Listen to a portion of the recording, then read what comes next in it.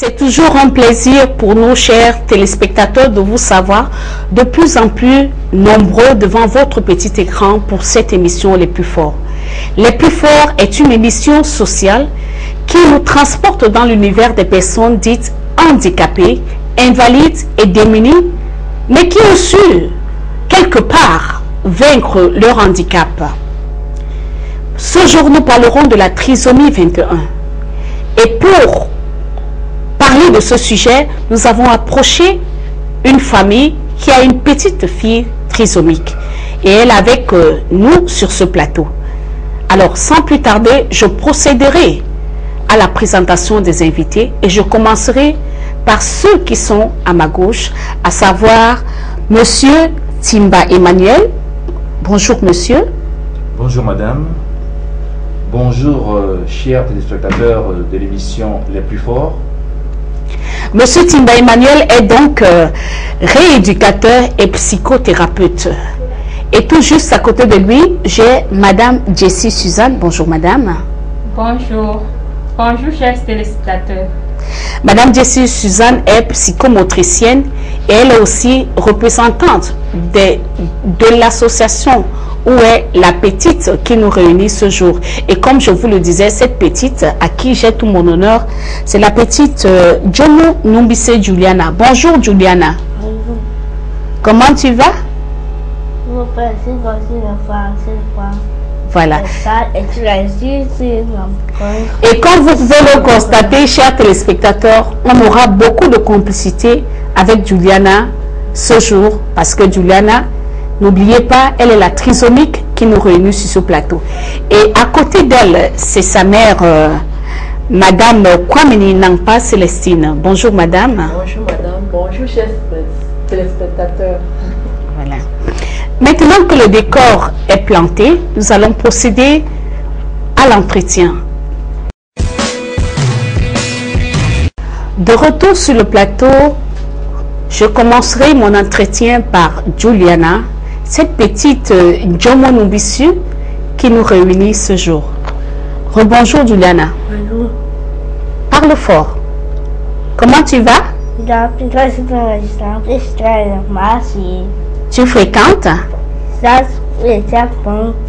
Là, ça, le Wistama a vu le saccade et ça, peut-être comme le soir, et si là. C'est là où ça pourrait faire ça, tu vas voir, tu dis ça, mais faut. Voilà, merci. On peut voir certains de ces travaux. Je ne peux me taire, oui je veux crier que pour le monde entier tu t'es donné.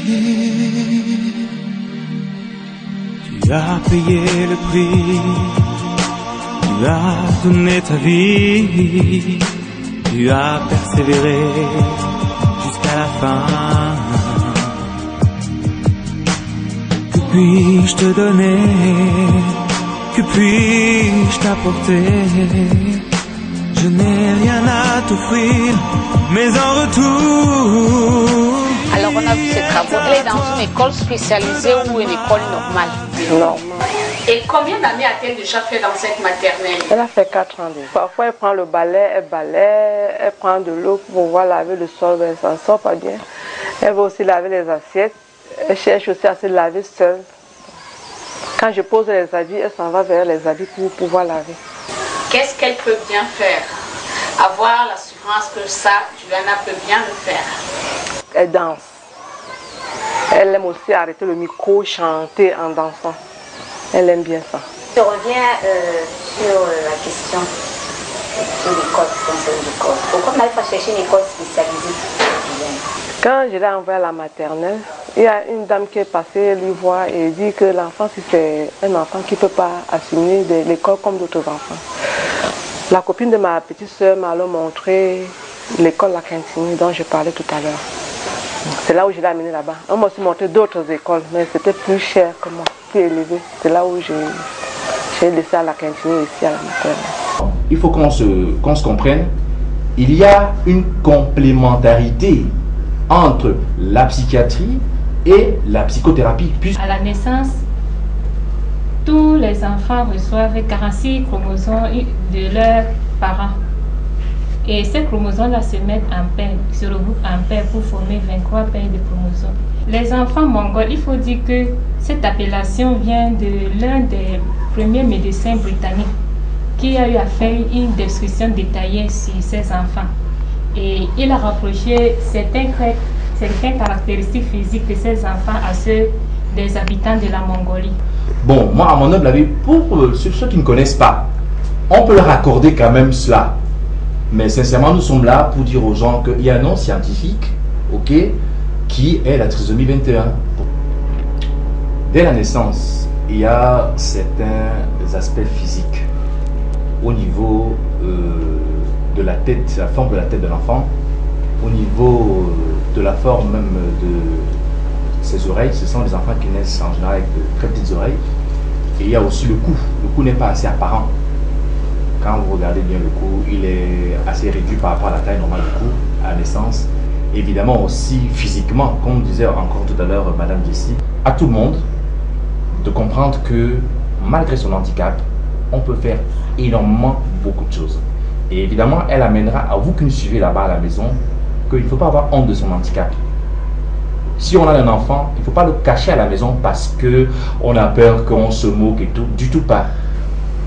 Que vraiment, vous amenez votre enfant vers des spécialistes, vers des personnes qui sont prêts à aider cet enfant. Je sais que nous sommes africains, il faut aussi beaucoup éviter le côté un peu mystico-religieux de la chose, le genre dire que c'est un enfant serpent, c'est un enfant si, il faut aller chez l'établissement, il faut faire ci, il faut faire ça. Vraiment, commençons d'abord par une prise en charge du point de vue de l'hôpital et tout. Et je suis sûr que ça va apporter beaucoup de choses. Merci à cette dame parce qu'elle a eu la bonne foi de regrouper ses enfants trisomiques 21. Et moi, en tant que la maman de Juliana, ce que je peux dire à vous qui êtes à la maison maintenant en train de me regarder, c'est de ne plus abandonner vos enfants trisomiques. Ce ne sont pas des enfants serpents, ce sont des enfants comme nous autres. Et il faut avoir beaucoup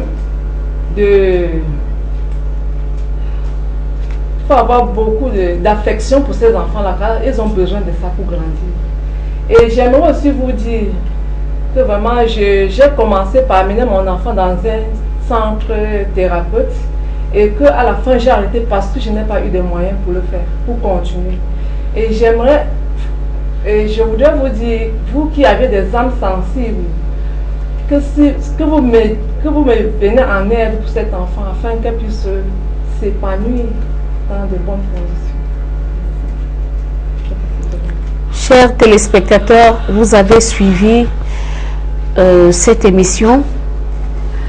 Ce que le psychothérapeute a apporté comme contribution, ce que la psychomotricienne a apporté, mais n'oublions pas l'essentiel, c'est qu'il est question de Juliana, cette petite-là, vu les doléances que sa mère a données au reportage, il se s'avère maintenant qu'elle a arrêté la psychothérapie qui était nécessaire à l'hôpital La Quintini de Douala parce qu'elle n'avait plus de moyens.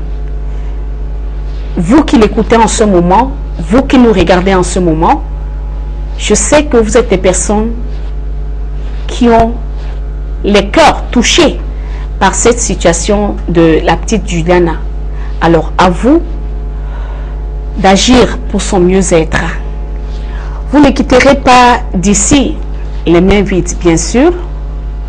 On n'a pas grand-chose à vous donner, mais si ce n'est que cette parole, cette Bible, que l'Alliance biblique, une société de traduction, de distribution et de production de la Bible, donne à tous ceux qui passent dans cette émission les plus forts.